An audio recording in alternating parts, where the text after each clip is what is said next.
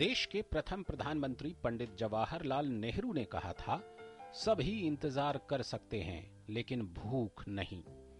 आजादी के बाद से ही कृषि का भरपूर विकास और सभी लोगों को खाद्य सुरक्षा सरकारों की प्राथमिकता में अव्वल रहा।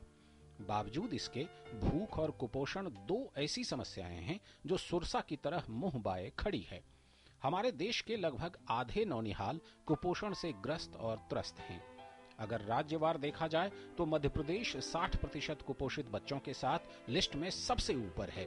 इसके बाद झारखंड 56.5%, बिहार 55.9%, गुजरात 45%, उत्तर प्रदेश 42%, राजस्थान 40%, पश्चिम बंगाल 38.5% और कर्नाटक 37.6% का नंबर आता है।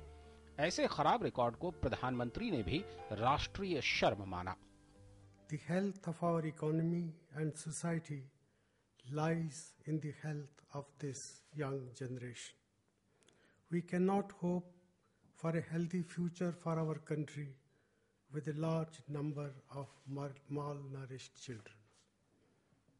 I have said earlier on a number of occasions, and I repeat, that the problem of malnutrition is a matter of national shame. एक सर्वेक्षण के अनुसार देश की 20% आबादी को दोनों वक्त की रोटी नसीब नहीं है।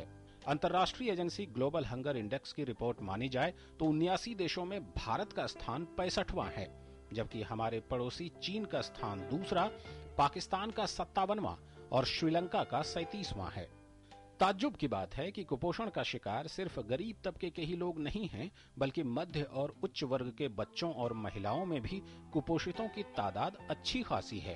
हमारे देश में अगर हम फैमिली हेल्थ सर्वे देखें, ये सब देखें, तो जो पौष्टिक की कमी तो बहुत है, क्योंकि माल न्यूट्रिशन, अंडर न्यूट्रिशन खास करके औरतों और बच्चों में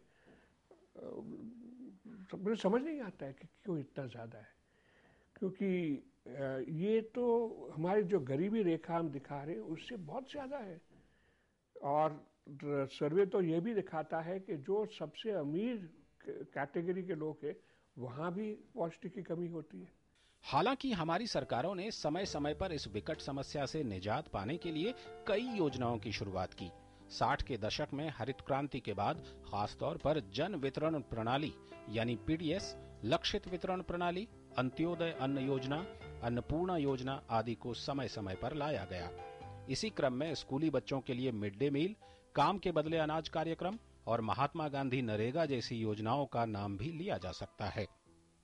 राजनीति या फिर नेक नियति, राजनीतिक हलकों में इस बात पर बहस चलती रहेगी, लेकिन इस बहस से दूर हटकर अगर देखा जाए तो भारत जैसे देश में खाद्य सुरक्षा कानून जैसे प्रावधान की जरूरत तो थी। आजादी के 6 दशक बाद ही सही भोजन की गारंटी देने वाला खाद्य सुरक्षा कानून अब अमल में आ गया है। कैमरामैन राजेश रुखी के साथ लालचंद्र सिंह, डीडी न्यूज, दिल्ली।